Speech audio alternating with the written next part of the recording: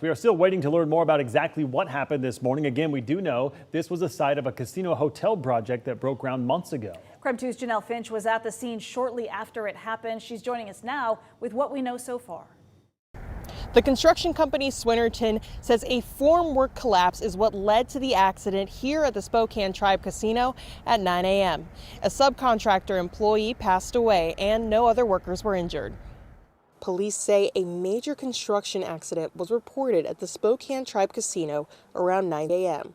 People walking into the casino heard a loud noise and felt the ground shake. I don't think I've ever heard anything that loud before. It sounded like an explosion, just really loud, and the ground shook. Witness Rick Bennett says he could tell by the response things were serious. I saw the fire trucks and the ambulance and first responders here, so I know, okay, somebody obviously was hurt or worse. Spokane Tribe Casino management and local police later held a press conference to confirm one person died in the construction accident. We want to keep the family in our thoughts and prayers and all the construction workers.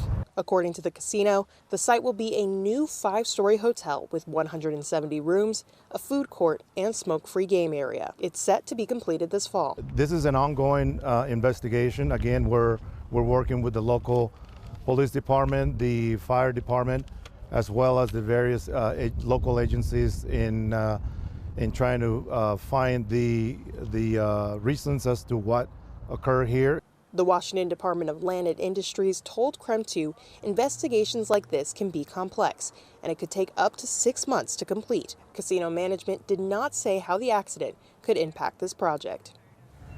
The construction company says it is offering mental health and counseling services to workers who were working here on site. We are still waiting on additional details from Airway Heights Police, but of course we will update you with the latest as we learn more information. In Airway Heights, Janelle Finch, KREM 2 News.